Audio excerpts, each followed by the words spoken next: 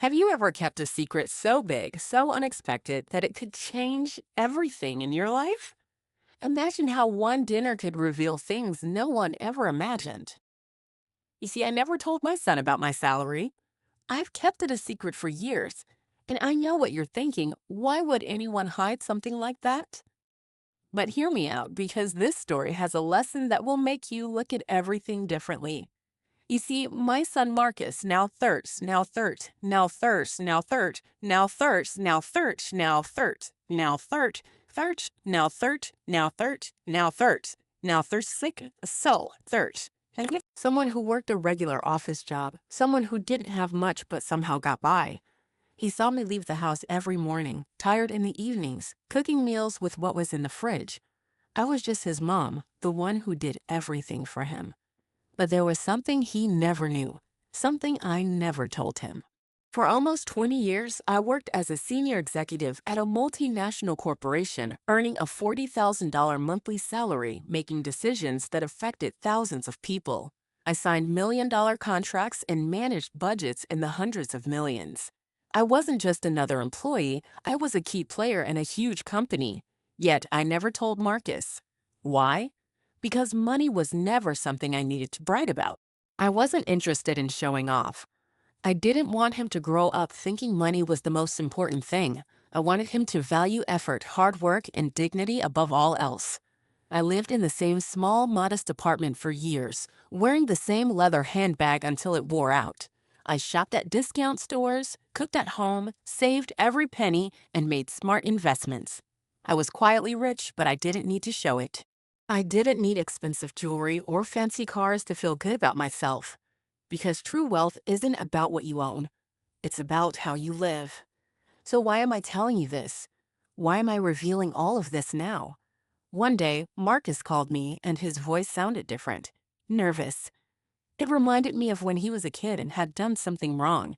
He asked me to do him a favor. Mom, Simone's parents are visiting from abroad. It's their first time here to visiting from abroad. It's their first time here from abroad. It's their first time here. It's their first time here, Pierre. We're having dinner on Saturday at a restaurant. Can you come? There was something in his voice, something that made me uncomfortable. It wasn't just a casual invitation. It felt like he was asking for reassurance. Reassurance that everything would go smoothly. Naturally, I agreed. But there was one thing I had to know. Do they know anything about me? I asked him. There was a long silence. Then Marcus replied, sounding awkward. I told them you work in an office, that you live alone, that you're simple, that you don't have much. That word, simple. It struck me. Simple, as if my whole life could be summed up in that word. As if I were someone lesser, a problem he had to apologize for. And in that moment, I decided I would give them exactly what they expected to see. I would go to that dinner pretending to be I will to dinner pretending to be intended to be. I wanted to see how they would treat me, how they would treat someone they thought had nothing. I want to see their true faces. I suspected that they, like so many people in the world, measured others by how much money they had. And my instincts told me I was right. They would look at me and think I was nothing. But I was ready to see if they would still treat me like that when they thought I had nothing. The night of the dinner came. I dressed in the worst outfit I owned, just outfit I owned. I dressed in the worst outfit I owned, Jay owned. I dressed in the worst outfit I owned. I owned you too. I owned June. My shoes were worn out, and I wore no jewelry, nothing that could give away who I truly was. I pulled my hair back in a messy ponytail, and when I looked in the mirror, I saw a woman who looked tired, unimportant, and invisible. Perfect. I hopped into a taxi, feeling a strange mix of anticipation and sadness. I wasn't sure what to expect, but I knew one thing for sure. This was going to be big. When I arrived at the restaurant, the 1818 TB. When I arrived at the restaurant, the 1818. The 18 of 13. The 1818. The 18. Warm lights, well-dressed people, a doorman in white gloves. I paid the driver and stepped out, walking towards the door. A high-end restaurant, the kind where a single meal could cost more than most people make in a month. I took a deep breath and crossed the threshold. There, standing next to the long table by the windows, was Marcus. He looked anxious, like he didn't want me to be there. Next to him was Simone, my daughter-in-law. She looked perfect as always, wearing a cream-colored dress and high heels, but she wasn't looking at me. No, her eyes were fixed on the entrance, her face tight with worry. And at the table, sitting like royalty, were Simone's parents. Her mother, Veronica, looked like $1,000,000, dressed in an emerald green dress with sequins and jewels, her hair pulled back in a perfect bun. Her husband, Franklin, was beside her in a tailored gray suit with the giant watch on his wrist, his expression stern and serious. They both looked like they belonged on the cover of a luxury magazine. I walked slowly toward them, feeling small. I wasn't just a guest, I was an outsider. Marcus saw me first, and his face went pale. His eyes widened as he scanned me from head to toe. "Mom," he said, swallowing hard. "You said you'd come." "Here I am." Simone greeted me with a quick kiss on the cheek, but there was nothing warm about it. Cold, almost mechanical. She introduced me to her parents. "Mom, this is Marcus's mother." Her tone was apologetic, like she was embarrassed by me. Veronica studied me carefully, her eyes scanning me from top to bottom, and I knew exactly what she was thinking. "This woman? This is Marcus's mother?" She extended her hand in a quick, cold gesture, and I shook it, feeling the chill in her touch. "A pleasure," she said, but there was no warmth behind it. Franklin did the same, his handshake weak and distant. I sat down at the far end of the table, the chair that was furthest from them, like I wasn't even part of the group. No one helped me pull up my chair. No one asked if I was comfortable. They all just stared at me as if I'd. It was written in French, fancy, elegant. I pretended not to understand any of it. Veronica noticed, and the first thing she said was, "Do you need help with the menu?" She smiled, but I could see the judgment in her eyes. I nodded and said softly, "Yes, please." I don't know what any of these words mean. She sighed, her tone dripping with superiority. "Something simple," she said. "Nothing too expensive. We don't want to overdo you expensive. We don't want to overdo you. We don't want to overdo you." And just like that, the tone of the dinner had already been set. They saw me as the poor woman, the one who didn't deserve to be treated with respect. But I didn't say a word. I just kept nodding, playing my part. And then, as we ate, Veronica kept talking about money, about all the things they had, all the things they bought. "We spent $1,000 a night on our hotel," she casually mentioned. "We rented a luxury car." And she kept on. And she kept to kept, and she kept tea. And she kept to kept tea. And she kept Fiesocupi to dishy. You $2,000 a night, and I wasn't there to be impressed. I wasn't there to be judged. I was there to see how they would treat someone they thought had nothing, to see how real people act when they think they can get away with it. And let me tell you, I saw their true colors that night. The dinner continued in complete silence after Veronica made her comment about the price of the wine. I could feel the tension in the air, like an invisible barrier had gone up between us all. They were uncome. They were uncome. They were uncome. Uncome, but I wasn't going to break. The food arrived in small portions, arranged like tiny works of art on the plates, costing an arm and a leg, but it all looked ridiculous to me. I couldn't help but wonder why people were so obsessed with impressing others with the price of food or the labels on their clothes. It's all just smoke and mirrors, I thought to myself.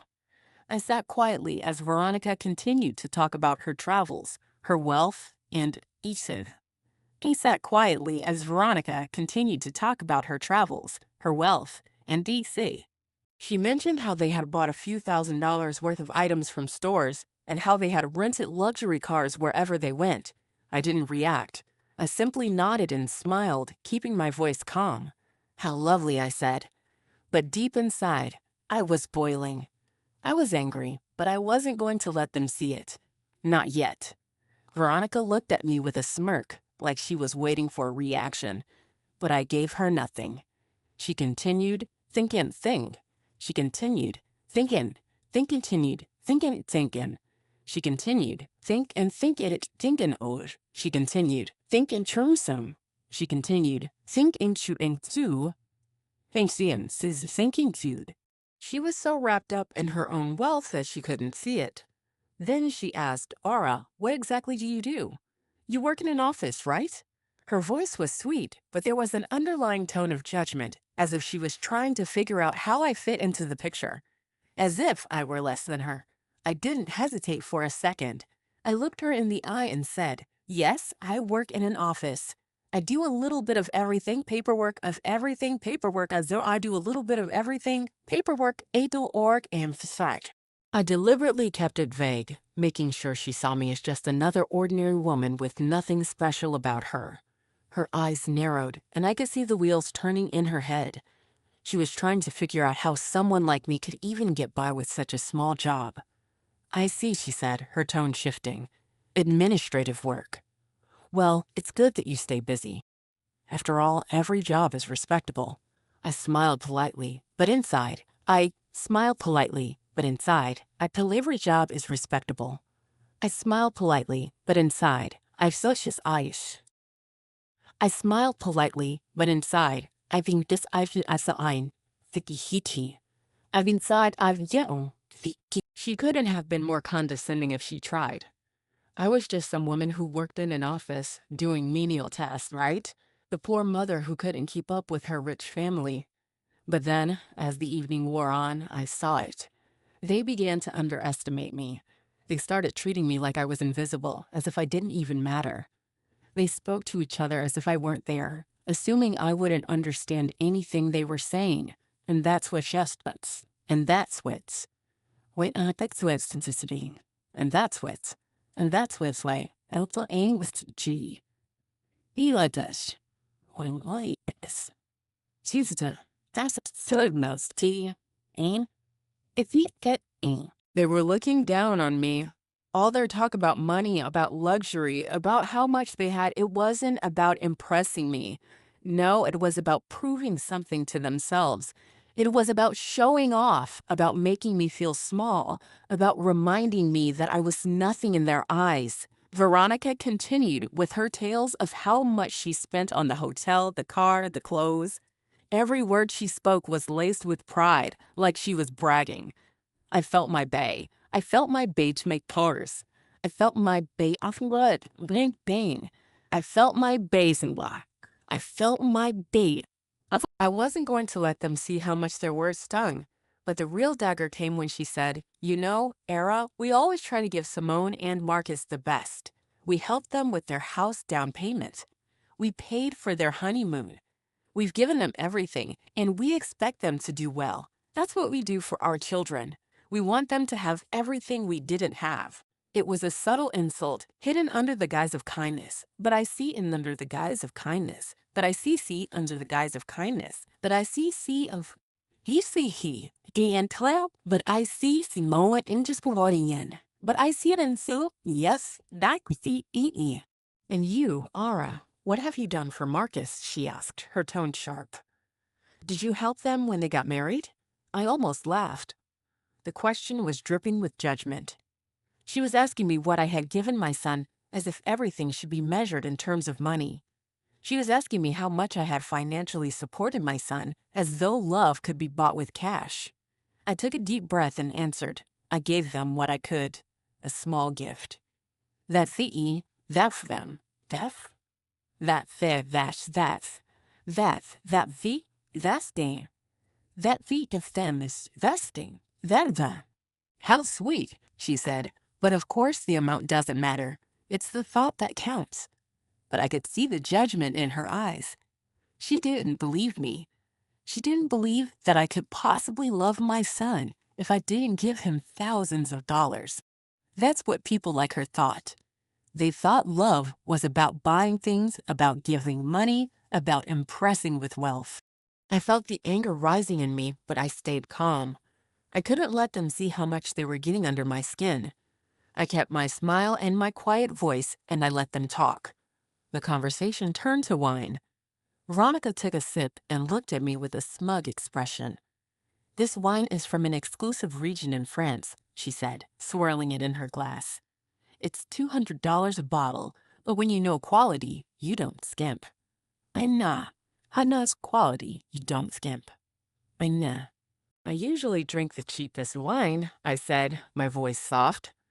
I don't know much about wine. Veronica smiled condescendingly. Oh, don't worry, Aura, she said. Not everyone has a trained palate. It comes with experience, with education, with travel. I bit my tongue. You're right, I said. I've never had the privilege of traveling much, but I've learned to enjoy the simple things. And that's when I realized the truth. They couldn't see past when I realized the truth. They couldn't see past the truth. They couldn't see past when I realized the truth. They couldn't see past. They couldn't see past. As you parent, is a tea. They were so wrapped up in their money and their possessions and their status that they couldn't understand what really mattered in life. They didn't know what it meant to truly live, to find happiness outside of their bank accounts. I kept my eyes fixed on my plate, trying to keep my emotions in check. But deep down, I knew something had changed. The dinner was no longer just a meal.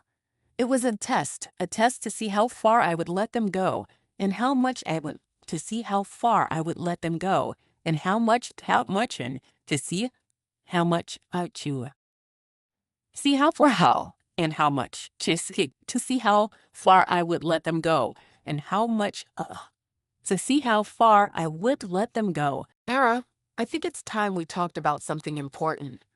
She looked at me with a fake smile.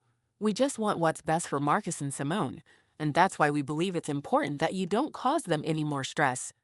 I looked at her, confused. What do you mean? She smiled sweetly.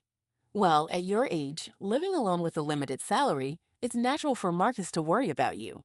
And we just don't want him to be too burdened, be too burdened, to be too burdened, to be too burdened. I could feel the trap closing in on me. The offer, it was meant to be generous, but it was anything but.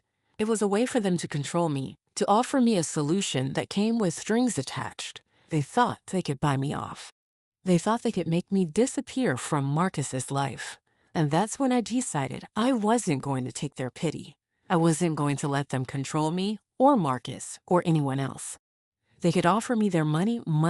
They could offer me their money. I took a deep breath and said, what exactly are you offering me? My voice was calm, but inside, I was ready for whatever came next. I leaned back in my chair, studying the faces of everyone around me. Veronica, Franklin, and even Simone. They were all watching me, waiting for my answer. They thought they had me cornered, but they couldn't have been more wrong. Veronica, with her sweet smile, said, Era, we really just want to help. You don't want to help. You don't to. You don't want. You don't want to help. You don't want you. It's hard to live alone, especially with the limited salary you mentioned. Her voice was soft, but there was a coldness to it that made it feel more like a business transaction than a genuine offer. Help me? I repeated, letting the words hang in the air.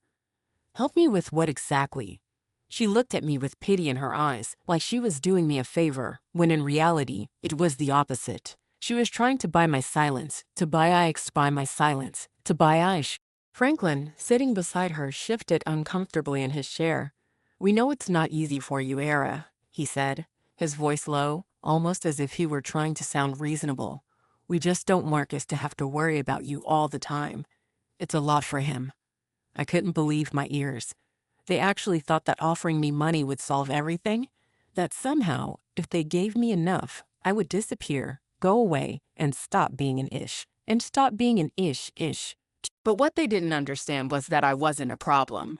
I was his mother, and I deserved respect, not pity. I could feel the rage building up inside me, but I didn't let it show. Instead, I looked at them with a calmness I didn't even know I had.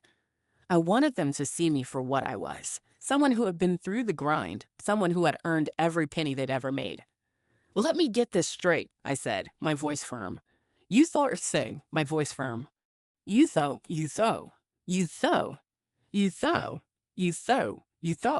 I glanced at Simone, who had been quietly watching, her hands folded in her lap. She wouldn't meet my eyes. No, Veronica said quickly, shaking her head. That's not it at all. But I could see the way her eyes flickered with unease. She knew exactly what this was about. I continued, you want to offer me a little money, a monthly allowance, in exchange for me disappearing from Marcus's life, don't you? I let the words hit them. And G. And Jean. And G. And G. Jean G. And G. Foth. And G. And G. And G. No energy of. And G. And G. Jew. And G. And Jew. And he D. Marcus was quiet, his fists clenched under the table, his face pale. I could see the guilt in his eyes, but I wasn't angry at him. This wasn't his fault. He had grown up believing that money was everything, just like they had taught him, but it was time for him to learn a new lesson. Simone looked between us, her face filled with tension. She looked like she wanted to say something, but she stayed quiet. I didn't blame her. She had never been inspired. She had never been anglicized. I sat there, letting the silence settle over the table. They all looked at me, waiting for me to respond, but I wasn't ready to just give in. This wasn't about the money. It was about respect, dignity, and showing them that I wouldn't let them control me with their wealth. Finally, I spoke. Here's the thing, Veronica. My voice was cold now, sharper than before. I don't need your help. I don't need your money. What I need is for you to respect. I let that sink in, watching her expression change from smug superiority to uncomfortable realization. I could see Franklin's face twitch, like he wanted to say something, but he didn't. He knew what was coming. He knew that they were out of their depth now. They thought they could manipulate me, but they were mistaken. You think $700 a month is enough to make me disappear?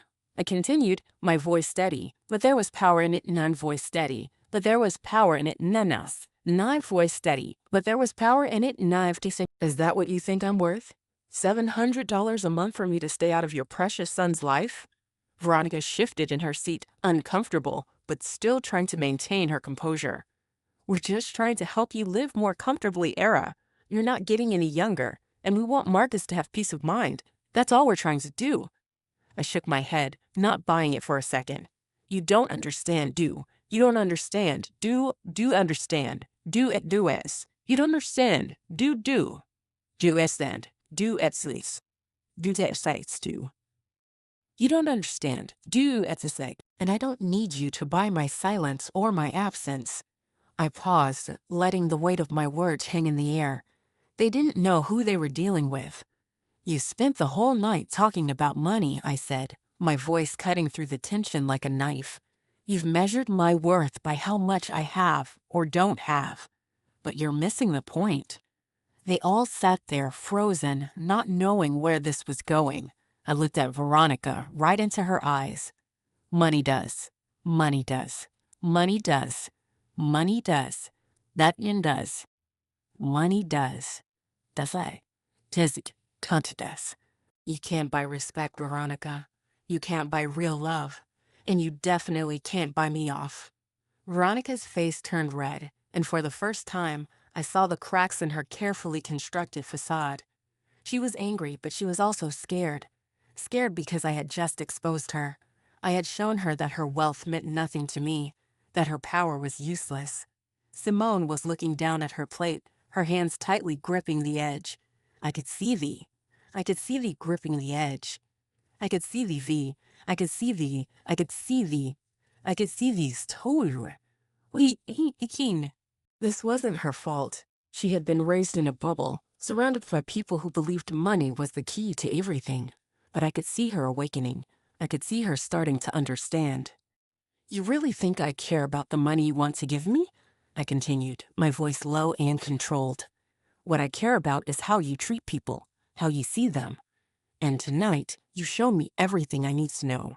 I stood up slowly, my gaze never leaving Farah. I stood up slowly, my gaze never leaving Farah. And neither is Marcus. I want him to learn that real wealth is measured by integrity, by dignity, by respect for others. Not by how many zeros are on your paycheck. Veronica opened her mouth to speak, but I wasn't finished. But you know what? I said, stepping back from the table. I'm done talking. I don't need to prove myself to any of you. I grabbed my bag and turned to Marcus.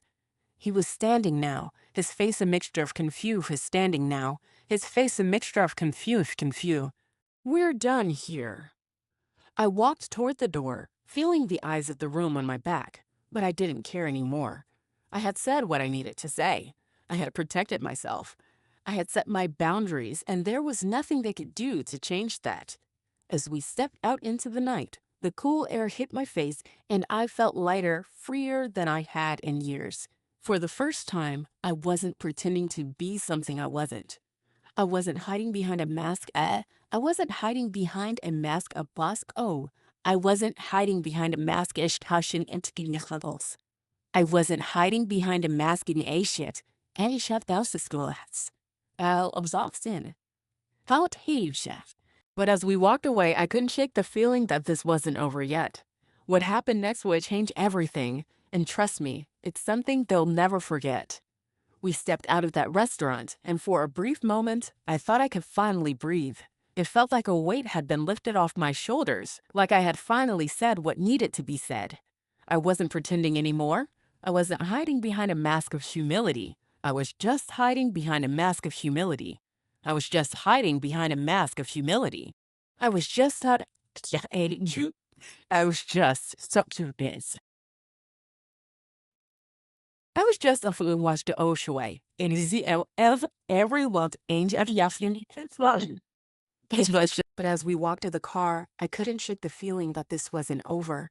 Veronica and Franklin might have been stunned by what had just happened, but I knew that they would never forget this night. And I had a feeling they would come back for me in some way. When we got into the taxi, Marcus was unusually quiet. He kept looking out the window, his brow furrowed in thought. I knew he was processing everything, but I also knew that this was a moment the thought. Mom, he finally said, his voice barely above a whisper. I'm sorry. I turned to him, my heart softening. Marcus, what do you have to apologize for? I asked. You didn't do anything wrong. He shook his head. I didn't know, Mom. I never knew how much you were hiding from me, how much you've done. I never saw you as anything more than just my mom.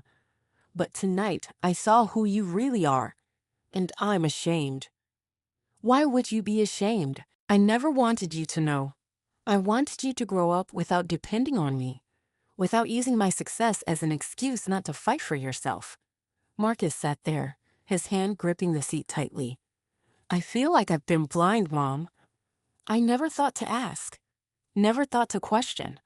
I just assumed everything was ordinary. But you are so much more than that. And I can't believe I let them treat you like that. Like you were nothing. I reached over and you were nothing. I reached over and and plas. I reached over and 10. I reached over and plas. Marcus, you've never been the problem. They have. They've been the ones who thought money was everything. They believed that wealth made them better than everyone else. But I'm proud of you. Proud of the man you've become. You're learning the right lessons now. I paused, watching the city lights pass by. But Marcus, this is not over. We're not done with them yet. He looked at me, confusion in his eyes. What do you mean? I stared ahead, the weight of what had happened sinking in. You heard the way they talked about me, the way they treated me. They think money can fix everything. They think they can buy respect, but respect isn't for sale. I shook my head. But you know what? They're going to realize something soon. That not everyone is for sale. The silence in the taxi was heavy, but I knew I had to let it eat. The silence in the taxi was heavy, but I knew I had to let it eat. He had to understand that true wealth wasn't in the bank account. It was in how you carried yourself, how you treated people, how you respected others not for what they had, but for who they were. As we neared home, my phone buzzed. It was a message from Simone. I hesitated for a second before opening it. I'm sorry, Era. I didn't know how my parents were going to act tonight. I've never seen them like that. I feel ashamed. Can we please talk? I feel ashamed. Can we please talk? I speak ladies. Annie, I think I please talk. I I stared at the screen for a long time, thinking about what to say. I wasn't ready to forgive them, not yet. But I knew Simone was different. She wasn't like her parents. She didn't see the world through the same lens. I quickly typed back, "Let's talk tomorrow, Simone." But not tonight. You need time to process what happened. We all do. I put the phone down and turned to Marcus. Simone's different, son.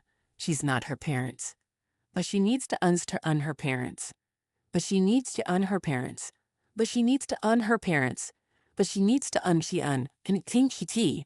But she needs to un so son. Kidet your un free. Land. But she needs to un him. That's say, she needs to learn what really matters. Marcus nodded, but his eyes were still filled with confusion. I knew he was still processing it all. But deep down, I could see that he was starting to understand.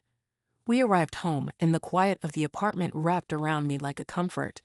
It wasn't grand or glamorous. It wasn't filled with flashy furniture or expensive artwork. It was simple, just like I wanted it. This apartment wasn't at odd. This apartment wasn't odd. I wanted it. This apartment wasn't it added. I took a deep breath as I stepped inside, feeling the weight of the night's events. It had been a long evening, but I felt good, proud even, because I had stood my ground. I had shown them who I really was, and they would never forget it. Marcus followed me inside, but before I could take off my shoes, my phone buzzed again. It was from Simone. "I need to talk to you. Please, I don't want to keep living in their world. I don't want to be controlled by Mun to be controlled by Mun. Be controlled by Mun. I don't want to be controlled by Mun. I want to be controlled by Mun. Wanduchu, Ventura Sol. I don't want to be controlled by Mun. Leave want to stop it. Teach me how to live with dignity, with humility, without always needing to prove something." I sat down on the couch, staring at the message for a moment. This was it. This was the moment I had been waiting for. Simone wasn't just asking for forgiveness. She was asking for growth, for change. She was ready to learn. I quickly typed back, "Yes, Simone. I will teach you, but it won't be easy. It's a long road. But you'll be better for it. You'll learn. You'll learn be better for it. You'll learn G. You'll learn Joel. You'll learn slur. You'll learn you'll learn. You'll learn your for. You'll learn be better for it. You'll learn worse." And that is the lesson worth more than all the money in the world. Marcus sat down beside me. "What's happening, Mom? What are you going to do?" I smiled softly, taking a deep breath. "I'm going to help Simone, Marcus. I'm going to teach her what I learned, what you've learned. That love and respect aren't measured by what you have, but by what you give." Marcus nodded slowly, his face softening. "I think I understand now, Mom. I think I really do, Seth. I think I really do." The phone buzzed once more. It was from Veronica. "I need to speak to you, Era. This can't be the end. We want to make things right. Please, let's meet." I stared at the message, the last bit of the evening's drama still echoing in my mind. It would have been easy to ignore her, to cut ties and move on. But I knew something that they didn't understand yet. Life wasn't about money. It was about the heart, the soul, the truth. I sat back, letting the ease. I sat back, letting the E. Not yet. The next day, I found myself standing in front of my apartment window, looking out at the city. I was still processing everything that had happened. The dinner, the insults, the way they had tried to buy me off. But now, there was something different inside of me, a sense of peace. I had stood up for myself. I had shown them the truth, and I wasn't going to let them push me around. I turned around and looked at Marcus. "It's time to trace. It's time to do. It's time to Tanis. It's time to witnesses. Time to sin. And I'm going to do it, whether they like it or not." Marcus looked at me, his eyes filled with admiration. "You're incredible, Mom." I smiled. "I'm just a woman who learned a lot over the years, and now I'm going to teach others what matters most." But before anything else could happen, one more unexpected twist came that shook everything to its core. Trust me, you won't want to miss what comes next. The following days were quiet. Almost were quiet. Almost quite were quiet. Almost what ease were quiet. Almost onovorn. On each day, the following days were quiet. Almost dausbar. It felt like everything had come to a standstill, like we were all waiting for something. I kept getting messages from Simone, asking to meet, apologizing, expressing her remorse. I knew she was going through her own transformation, but I wasn't sure if she was ready. I wasn't sure if I was ready to face them again. Marcus kept asking me questions, but he wasn't pushing. He was learning, slowly but surely. It was clear that he had a lot to teach, a lot, expressing Ollie. It was clear that he had a lot to teach. This wasn't about forcing change. It was about allowing it to happen naturally. And then, just when I thought I could breathe again, Veronica's message came through. The one I had been expecting but didn't want. Era, we need to talk. I don't want this to be the end. Please let's meet. I'm asking you as a mother. I stared at the message, feeling a strange mix of frustration and weariness. I had already said everything I needed to say to her. What ma? What ma? Mar? What ma? What ma's? What ma? What ma? What ma? What ma? What ma? I knew that this wasn't just about money anymore. It was about power. It was about control. And they weren't going to let go that easily. Veronica, with her cold smile, her calculated words, and her obsession with status, wasn't going to just sit back and accept that she had been exposed. She needed to save face. I took a deep breath and looked at Marcus, who was standing by the window, staring out at the world with a contemplative express. I could see the weight of the last few days on his shoulders, but there was also a quiet strength in him now. He wasn't the same man who had walked into that dinner. He had learned something valuable, something that would stay with him forever. Mom, he said softly, turning to face me.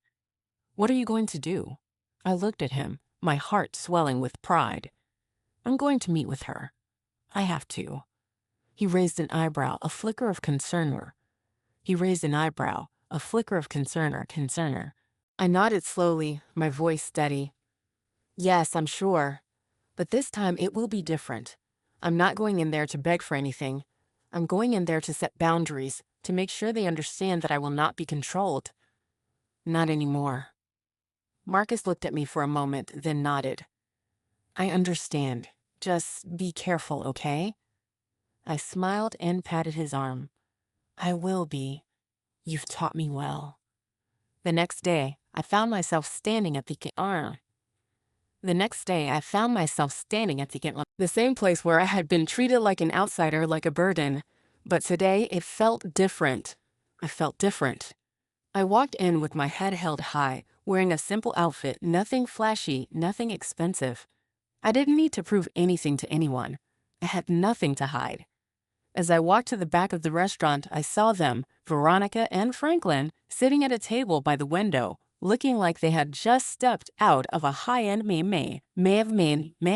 Veronica was dressed in a deep red dress, her pearls sparkling as always, while Franklin sat there, his stern face unchanged. They looked so sure of themselves, so confident in their superiority.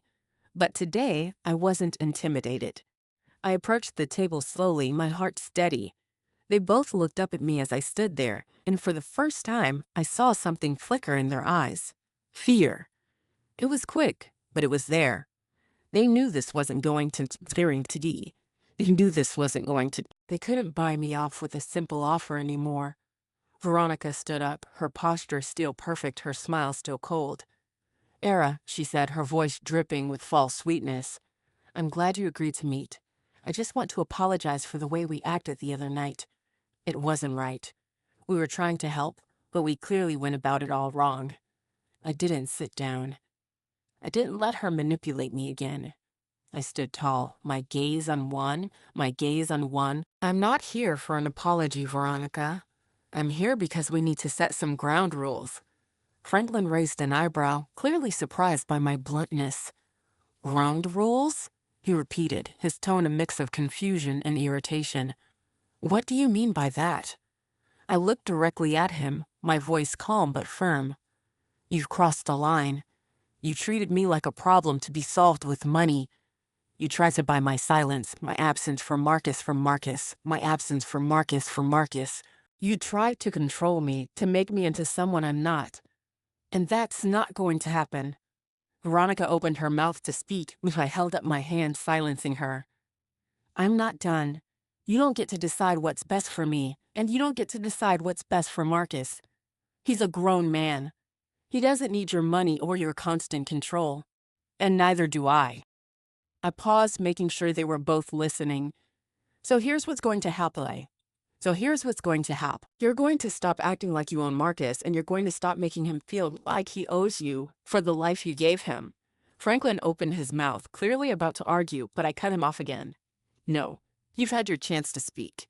Now it's my turn. If you truly care about Marcus and Simone, you'll respect their decisions. You'll respect me. And from now on, if you want to be a part of their lives, you're going to have to treat everyone. Veronica's face was pale now, her lips pressed tightly together. For the first time, I saw the cracks in her perfect, controlled demeanor. Era, this is all coming out of nowhere. You can't just make demands like this. I leaned forward, my voice low but piercing. I'm not making demands, Veronica. I'm making boundaries. I've tolerated your insults, your control, for too long. But I won't anymore. I am who I am, and I'm proud of it. Franklin stood up abruptly, his chair scraping across the floor. We don't need this. We don't need to be treated like this. I smiled at him, a calm, controlled smile that he didn't expect. No, Franklin, you don't need this. You've been comfortable in your little world where money controls everything, but you can't control me anymore. And that's something you'll just have to get used to. There was a long pause. It felt like the entire world had stopped moving, and for a moment, it was just the three of us in that space, each of us holding our ground. Finally, Veronica sat down, her posture stiff. We'll see about that, Era. But I tell you this, you'll regret this. I stood up straight, my voice unwavering. No, Veronica, I won't regret it. Because for the first time in a long time, I'm finally free. I turned and walked out of the restaurant. This wasn't just a victory for me. It was a victory for Marcus, for Simone, for everyone who had been made to feel small for not having enough. Marcus followed me out, and when he caught up with me, he smiled. Mom, I'm so proud of you. I turned to him, my heart full. And I'm proud of you, Marcus. You're finally starting to see the truth. He looked at me, his eyes full of respect. I'm learning, Mom. I'm learning that real power does. Real power does. That real power does. I'm learning that real power does. That real power does. Does. Thing. But just when I thought the storm had passed, something unexpected happened. And this time, it was going to change everything we knew about family and respect. It was a few weeks after that intense dinner, and I thought I had put everything behind me. Veronica and Franklin had stayed distant, refusing to acknowledge my boundaries. But I wasn't surprised. People like them didn't change easily. They had spent their lives using money to control everything, to control everything, money to control everything, money to control everything. But I wasn't going to back down, and I had no intention of letting their actions go unchallenged. Then one afternoon, while I was sitting at home, the doorbell rang. I looked out the window to see a black car parked in front of the building, and Veronica was standing there at the door. For a moment, I froze. What was she doing here? Had she come to try and buy me off again? Was she about to make another empty apology? I hesitated for a moment, being torn. I hesitated for a moment, being torn. Then. I hesitated for a moment, from being entusiastic for ein klient. Och spelviken. Alltså P-shipping. Where she called BP. She looked different, her makeup not as perfect as usual, her dress simple. She wasn't dressed to impress, which threw me off. This wasn't the Veronica I knew. She said softly, looking at me with something I hadn't seen in her eyes before, vulnerability. Can we talk? I was taken aback by the sincerity in her voice. She wasn't making demands. She wasn't trying to act superior. It was as if she had finally realized that Mitch realized that me realized that me realized that me realized that me got me yuri. She was as if she had finally realized that me cup and I near you in. She was at in. I stepped aside, allowing her to enter.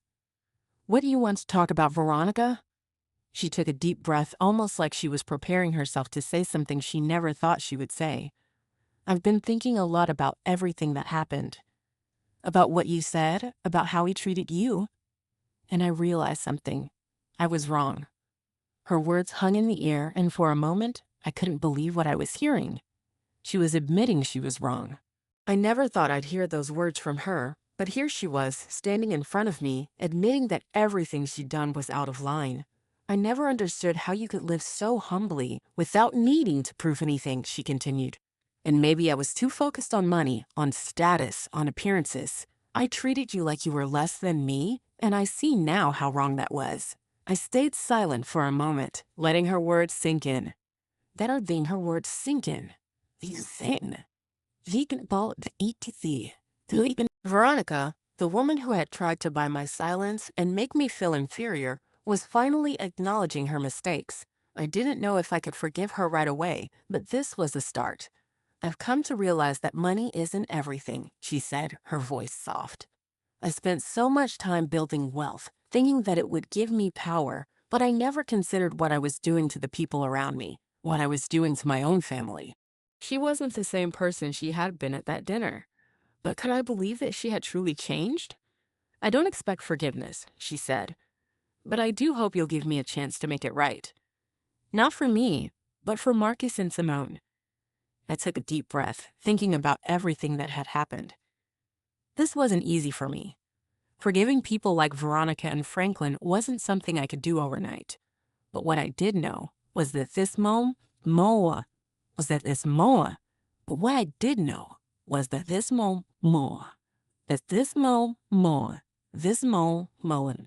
She was no longer the woman who used her wealth to control people. She had started to see things differently. I'll think about it, Veronica, I said quietly. But it's going to take time. I'm not sure if I'm ready to forgive everything just yet. She nodded, understanding.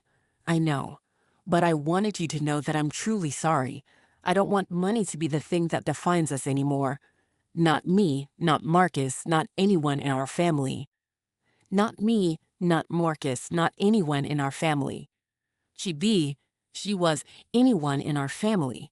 She'd be yes bees. She'd spread. She would fringe. After she left, I stood in the hallway for a while, processing everything she had said. Could she change? Could they all change? I wasn't sure, but I knew one thing for certain. I had changed.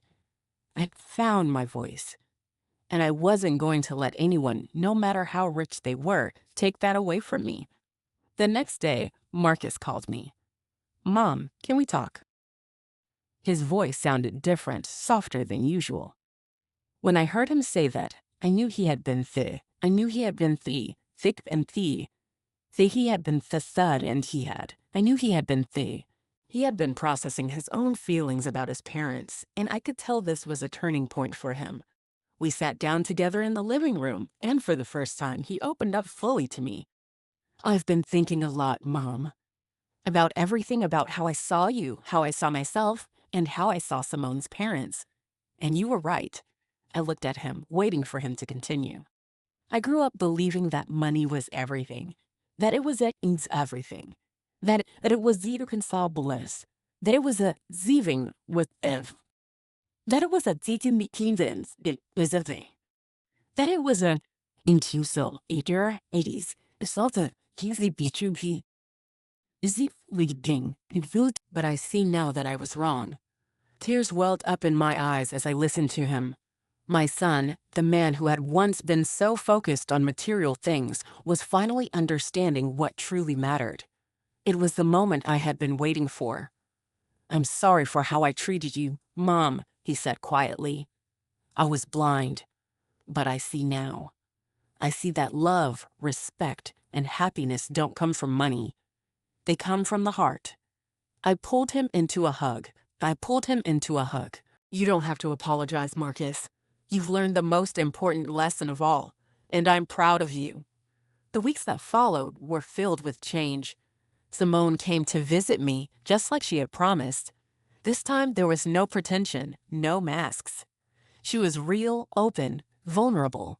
She apologized for the way her parents had treated me, and I could see that she was trying to change, trying to be a better person, trying to make her own decisions, trying to make her own decisions, trying to make her own decisions, trying to make her own decisions. And while I didn't fully forgive her parents, I saw that there was hope. Hope that maybe, just maybe, we could build a better future. Not one based on wealth or appearances, but on genuine connection, understanding, and respect. Simone told me that Marcus and she were setting boundaries with her parents. They were going to live their lives their way, not defined by anyone else's expectations. They had learned from the past, and now they were moo past, and now they were moo. Oh yeah, the moo. Learned from the past, and now they were moo. And that's when I realized something important. True wealth isn't measured by the size of your house or the price of your car. It's measured by how you treat people, by the love you share, by the respect you give, and by the peace you carry within. So if you've learned something from this story, if you've been inspired to live more authentically, to value what really matters, please give this video a thumbs up and share it with others who need to hear this message. Please give this video a thumbs up and share it with others who need to hear this message. Eat Borgias, and don't forget to subscribe to my channel for more real, inspiring stories that remind us all that money isn't everything, but how we live and how we love means more than we could ever put into words. Thank you so much for your support. I look forward to seeing you in the comments below. Let me know how this story resonated with you, and remember, true wealth is in the heart. See you next time, and remember, always choose authenticity over a piece.